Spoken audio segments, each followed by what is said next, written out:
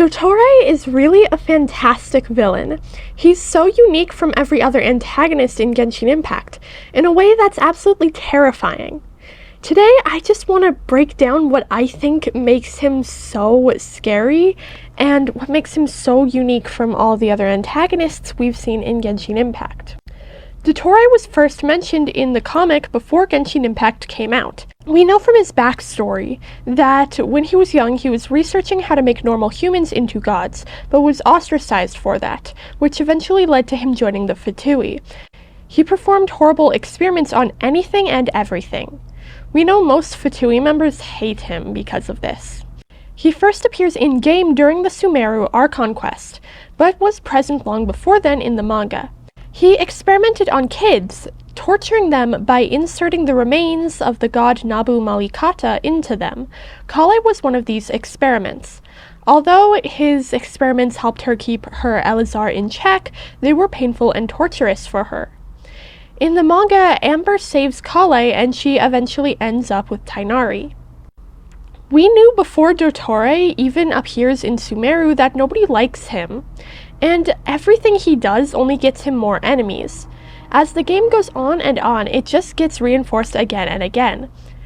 What makes Dottore a good villain is he does not care that he is universally hated. He does not want to be loved. He's not a good person deep down. He doesn't do the things he does because he wants people to care about him and see his actions. He just does things he wants to do. Far too many villains in Genshin Impact turn out to have a sob story that makes you feel bad for them, and then they turn out to just want friends. Take Signora, for example. She was the first Fatui we met on our journey. She was immediately shown to be a jerk. No explanation was given for her actions at the time. Then, as time went on, we learned more about her backstory, and a lot of people don't hate her anymore. You see how she was only ever polite when interacting with the other Fatui. You learn about her sad backstory. Her lover was killed in the Cataclysm, and she blamed Barbados and the gods for letting that happen. Now when we look back on this interaction, we can have sympathy for her. It's actually sort of sad how Signora is holding on to hundreds of years of grief, and Venti is just letting her kick him because he knows it'll make her feel better. The more we learn about Dottore, we don't feel sympathy for him, and we don't understand his actions more. He's just a jerk.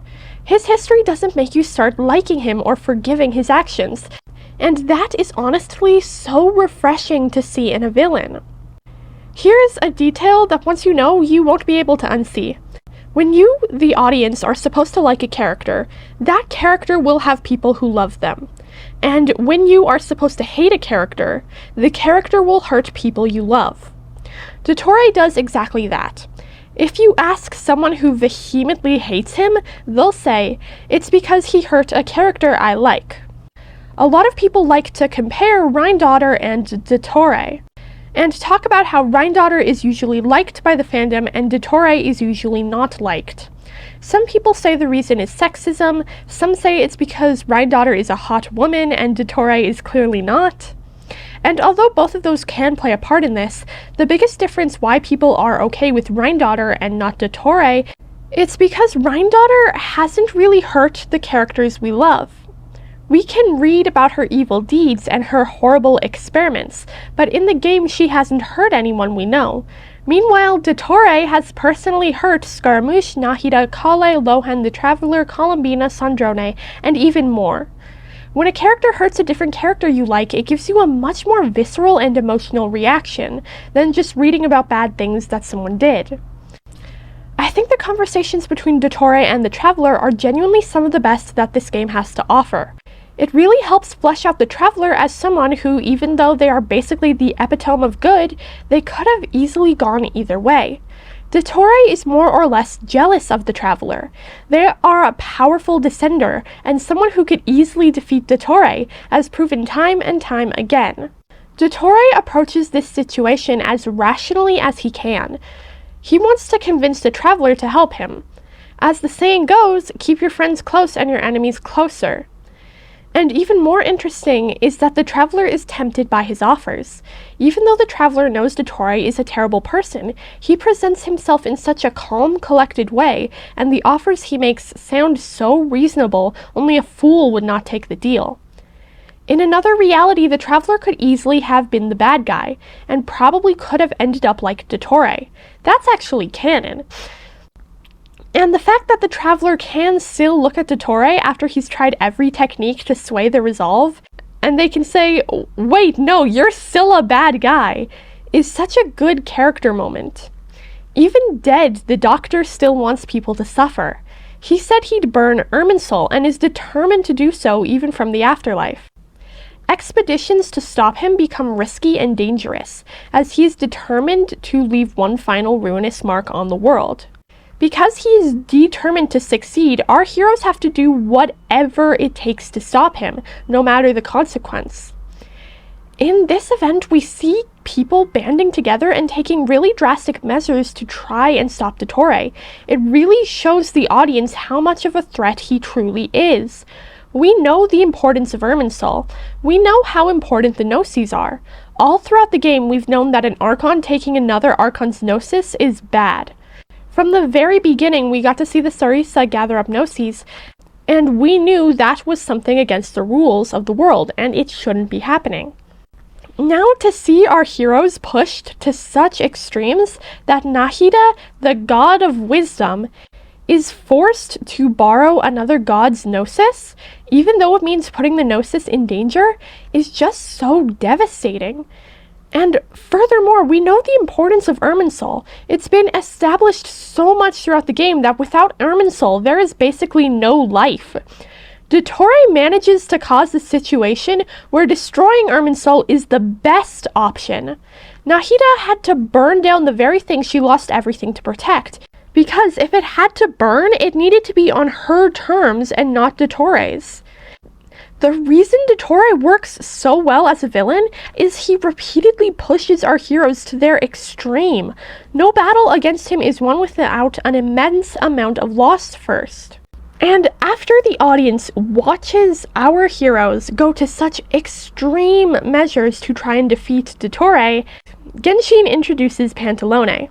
They show Pantalone and dottore together.